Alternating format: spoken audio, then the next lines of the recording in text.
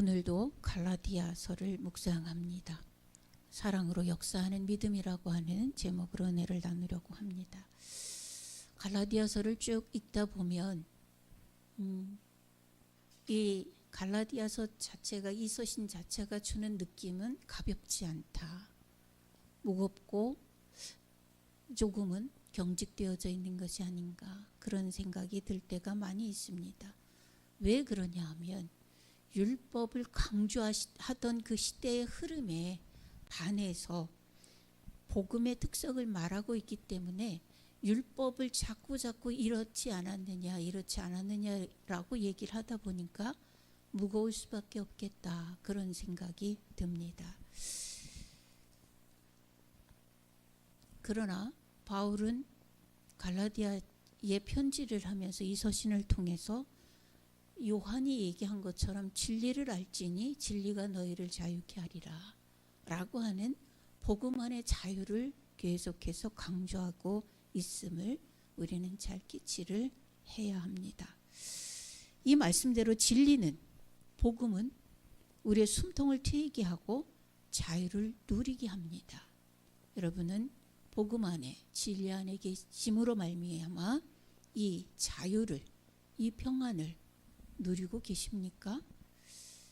대부분의 성도들은 진리가 주는 자유를 제대로 누리지 못하고 신앙생활이라고 하면 이퀄 금욕주의적인 생각과 행동에서 벗어나지 못하고 있는 경우가 지금도 여전히 왕왕 많이 있는 것 같습니다. 왜냐하면 가만히 생각해 보면 하지 말라라고 하는 것이 더 많은 것 같아요. 그리고 하라라고 하는 부분에도 부담이 무지하게 많이 되는 경우도 있습니다. 자, 술을 금해라, 담배를 피지 말라, 음행을 저지르지 말라, 도둑질하지 말라, 사기치지 말라. 또 하라라고 하는 것 중에 주의를 기억하여 거룩하게 지켜라, 뭐 사랑해라, 뭐 해라, 이런 부분들이 해라도 부담이고 하지 말라도 부담이고, 이러다 보니까 중세시대에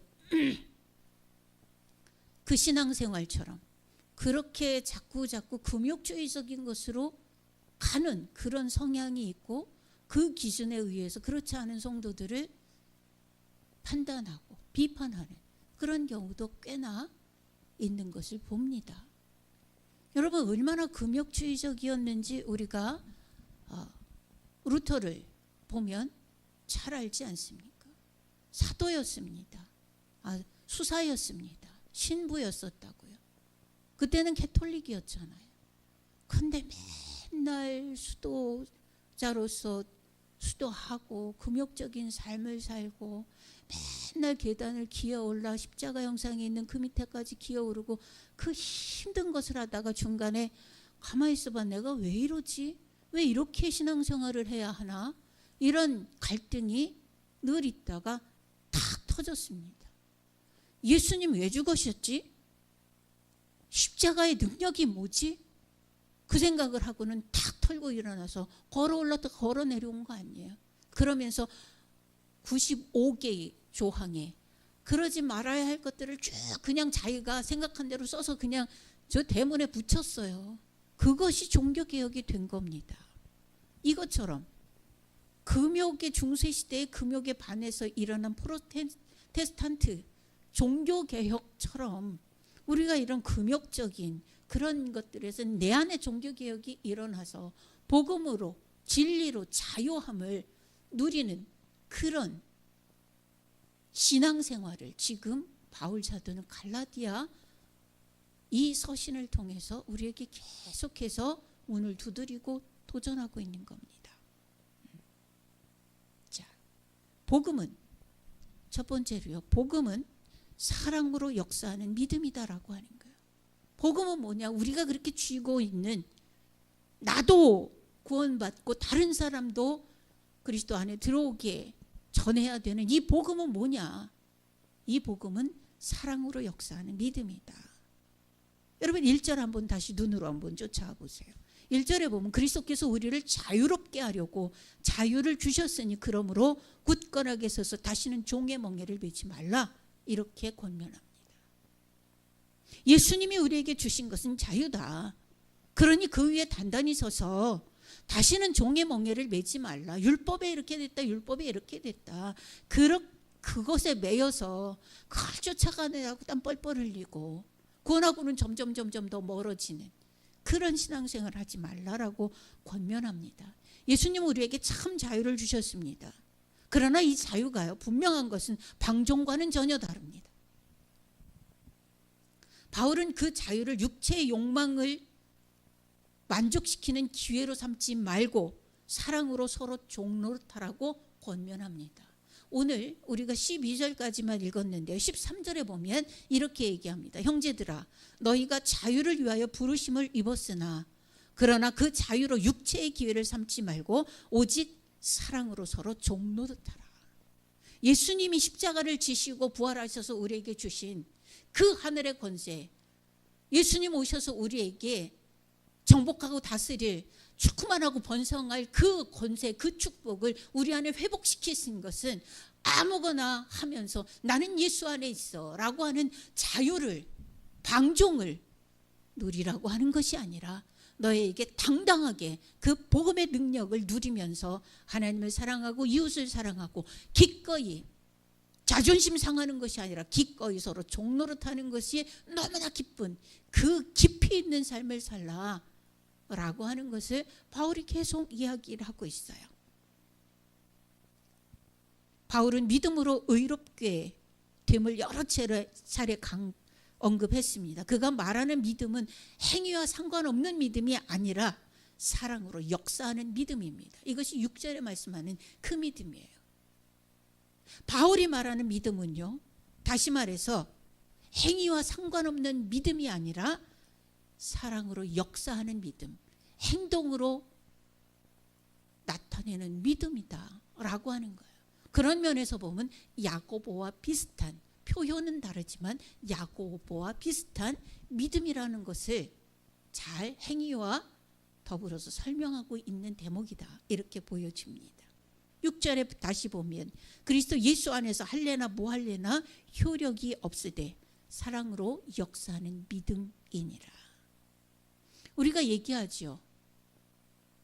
우리 장로교 신학은 칼빈의 구원교리를 따릅니다.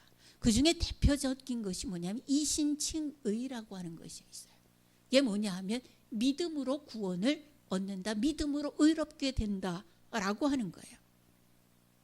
이것이 행위와 상관없는 믿음으로 오해하면 안 돼요. 믿기만 하면 구원 받는다며. 나는 영접했어. 예수님 내 구주로 고백하고 내 마음에 내 왕좌의 왕으로 모셔드렸고 그랬으면 됐잖아. 그럼 난 구원 받은 거잖아. 그럼 땡. 잘못을 저지르고도 용서받지 않고 나는 회개했어. 끝. 전에 제가 밀양이라고 하는 영화를 얘기하면서 진정한 회개가 무엇인가를 설교한 적이 있습니다. 그런 것이 아니라는 거예요. 이신칭이라고 하는 것은. 그 뭐냐 하면 성도의 믿음은 하나님 사랑과 이웃 사랑이 동반되는 실천적인 믿음이다 라고 하는 거예요. 이걸 오늘 바울은 사랑으로 역사하는 믿음이다 라고 표현하고 있는 겁니다. 성도는 율법에 얽매이지 않는 그리스도 안에서의 자유를 누리되 그 자유를 가지고 이웃을 사랑으로 돌보고 섬겨야 하는 겁니다. 다시 말해서 사랑으로 역사하는 믿음이라고 하는 것이 무엇이냐 하면 사랑의 시작이며 사랑은 믿음의 열매가 된다라고 하는 거예요. 사랑으로 역사하는 믿음은 믿음이 사랑을 통해서 드러난다라고 간단하게 설명할 수 있다라고 하는 겁니다. 여러분 진정으로 하나님을 믿으면 하나님을 사랑하게 되죠. 그렇죠? 그건 당연합니다. 하나님과 이웃을 얼마나 사랑하는지를 보면 그 믿음의 수준을 알게 된다라고 하는 뜻이에요.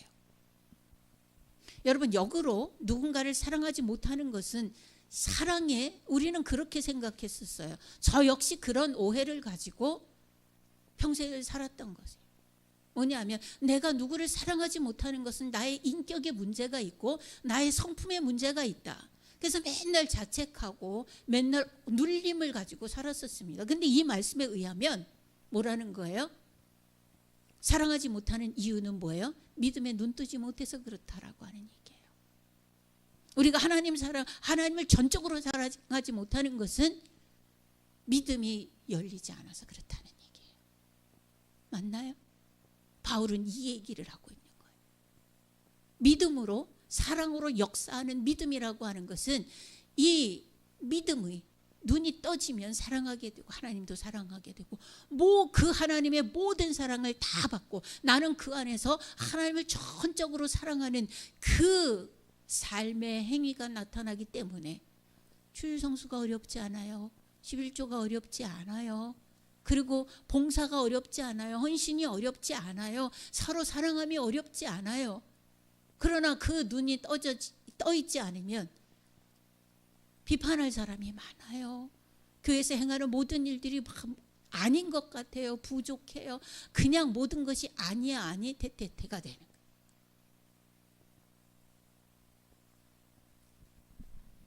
이것은 우리가 사랑하지 못한다.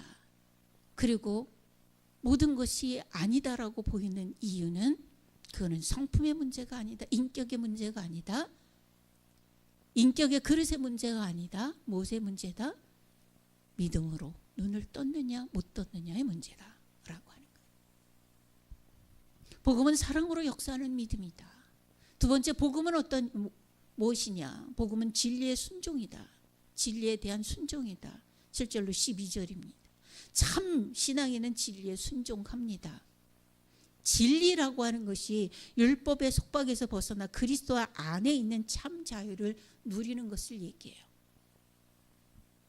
갈라디아 교회는 우리가 여러 번 말씀드려서 알지만 거짓 교사들이 많이 막 힘을 내고 있는 그런 지역이었고 그런 교회였었어요. 아시잖아요. 유대인들 얼마가 들어와서 너희가 구원받으려면 여전히 세례를 받아야 된다. 율법을 지켜야 된다라고 가르쳐서 막 혼란이 일어났던 그런 상황에서 지금 율법과 복음을 비교하고 있는 거예요. 바울이. 갈라디아 교회의 거짓 교사들로 인해서 거짓 복음이 누룩처럼 순식간에 퍼져서 나갈 수 없는 위험에 노출되어져 있어요. 9절에 보면 적은 누룩이 온 덩이에 퍼지느니라. 그들의 교훈이, 그들의 가르침이 얼마나 강력했는지 그 가르침이 이렇게 퍼져나간 전체 지역에 다 퍼져나가고 있는 거예요. 그러나 바울은 성도들이 진리에서 떨어져 나가지 않을 것에 대한 확신을 가지면서 격려해요. 10절을 보면 상반절에 나는 너희가 아무 다른 마음을 품지 아니할 줄을 주 안에서 확신하노라. 복음에 단단히 묶여 있다면, 복음에 대한 눈이 떠졌다면, 진리에 대해서 확신을 가지고 있다면 그런 일들에 대해서 휘청휘청하지 않는다라고 하는 거예요. 누가 뭐라고 그러면 행위적인 것으로 자꾸 돌아가서 이건 왜 그래요? 이건 왜 그래요? 이건 왜 그래요? 라는 얘기를 자꾸 물어요. 어떤 행위를 해야 복음의 능력이 하나님이 봐주실 것 같은 그런 생각들을 하는가 봐요. 지난주에도 제가 여러 가지 경험을 했습니다. 학교의 선생님들의 신앙적인 갈등, 또 알고 있던 성도들이 전화를 해서 목사님 이런 때는 어떻게 해야 돼요? 묻는 그런 일들. 무엇을 묻는 걸까요? 우리는 답을 다 가지고 있어요. 복음이라고 하는 답을 가지고 있어요. 복음 안으로 들어가 버리면 돼요. 안 들어가고 어떻게 행동해야 되는지 물어요. 뻔한 대답밖에 할 수가 없지요.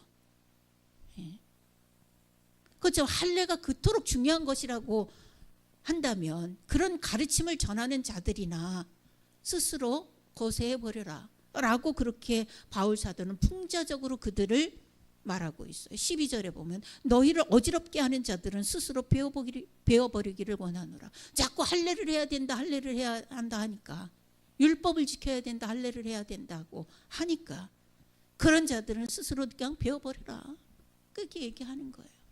복음의 능력을, 복음을 제대로 이해하면 그 안에 들어가면 이 모든 것들이 다 그 안에 부분으로 포함되어져 있는 것을, 그리고 그것으로 인해서, 복음으로 인해서 그런 모든 것들이 다 채워지는 것임을 인지하지 못하는 거예요. 중요한 것은 기독교의 자유는 진리에 대한 복종으로 누린다는 그런 역설적인 자유다라고 하는. 진리를 알면 그 안에 들어가면 자유가 그냥 누려져요. 이거예요. 진리를 알지니 진리가 너희를 자유케 하리라. 진리를 알아라. 그러면 우리는 맨날 공부하던 습관들이 있어서 그런지 공부해야 되고 뭐를 알고 막 노력해야 되고. 진리가 뭐예요? 나는 그 진리요 길이요 진리요 생명이니 뭐를 알으라는 거예요? 진리를 안다는 얘기는 예수 그리스도를 알으라는 거예요. 예수 그리스도 안에 들어가면 그 안에 십자가도 있고 그 안에 부활도 있고 그 안에 성령도 있고 다 있어요. 그 안에 들어가면 자유를 누릴 수가 있어요. 바울은 그 얘기를 하고 있는 거예요. 여러분, 진리는 절대 피곤한 것이 아니에요. 진리는 누구를 심판하는 심판의 잣대를 가지라고 하는 것이 아니에요. 법전이 아니에요. 진리는 긴장되는 것이 아니에요. 결코 경직되거나 딱딱하거나 숨 막히는 것이 아니에요. 진리는 육체의 욕심을 버리게 하고 성령의 열매를 맺게 하는 게 진리예요. 그 안에 들어가기만 하면 돼요. 복음은 그겁니다. 16절 17절에 보면 이렇게 말씀하고 있습니다. 내가 이르노니 너희는 성령을 따라 행하라. 그리하면 육체의 욕심을 이루지 아니하리라. 육체의 소욕은 성령을 거스리고 성령은 육체를 거스르나니 이 둘이 서로 대적함으로 너희가 원하는 것을 하지 못하게 하려 함이라. 성령을 따라 행하면 진리 안에 들어가기만 하면 육체의 소욕이 그냥 자연스럽게 다스려질 텐데 안 들어가고 하나하나 떼서 이럴 때는 어떻게 해야 돼요? 저럴 때는 어떻게 해야 돼요? 그냥 복음 안에 진리 안에 예수님 안에 그냥 들어가라고요. 내 안에 영접했지만 내 안에 꾸겨 넣으려고 하지 말고 내가 그 안에 들어가면 되는 겁니다. 자, 육체의 소욕은 어때요? 19절부터 21절에 보면 이렇게 표현하고 있어요. 육체의 일은 분명하니 곧 음행과 더러운 것과 호색과 우상 숭배와 주술과 원수 맺는 것과 분쟁과 시기와 분냄과 당짓는 것과 분열함과 이단과 투기와 술 취함과 방탕함과 또 그와 같은 것들이라. 여러분, 우리는 습관이 이래요. 이런 거 하나하나를 떼서 주님, 신앙에 좀 나보다 연륜 있고 기도 좀 한다라고 하는데 내가 음욕이 일어나요. 그러면 어떻게 해야 돼요? 내가 더러운 것과 호색에 대해서 관심이 생겨요. 어떻게 해요? 우상숭배 자꾸 궁금하면 얘기하다 기도 안 하고 자기가 기도하면 될 텐데 기도 안 하고 궁금하니까 답답하니까 어디 가요?